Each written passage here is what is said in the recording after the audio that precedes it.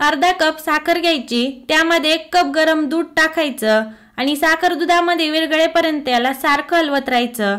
साखर पूर्णपणे विरघळल्यानंतर यामध्ये 1 कप अगदी बारीक रवा टाकायचा आणि रवा पण दुधामध्ये चांगला मिक्स करून घ्यायचा। यावरती झाकण ठेवून हे 10 मिनिटांसाठी भिजत ठेवायचं। तोपर्यंत केक टिन रेडी करायचा आणि कढाई पण प्रीहीट होण्यासाठी गॅसवरती ठेवून द्यायची। 10 मिनिटांनंतर रवा दुधामध्ये छान असा भिजला जातो। एकदा मिक्स करून घ्यायचं। यामध्ये फ्लेवर साठी वेलची पूड टाकायची आणि शेवटी 1 पॅकेट इनोचं टाकून याला छान असं मिक्स करून घ्यायचं। केक साठीच अगदी परफेक्ट असं बॅटर बनून तयार आहे। बॅटर केक टिन मध्ये टाकून घ्यायचं। सजावटीसाठी ड्रायफ्रुट्स लावायचे। प्रीहीट झालेल्या कढईमध्ये हा केक ठेवून पाऊण तासासाठी याला बेक करून घ्यायचं आणि केक पूर्णपणे थंड झाल्यानंतर याला कट करायचं। तर अगदी साधा सोपा घरच्या मोजक्या साहित्यामध्ये रवा केक बनून तयार झालेला आहे। क्रिसमस साठी नक्की करून बघा। Please like, share and subscribe my channel.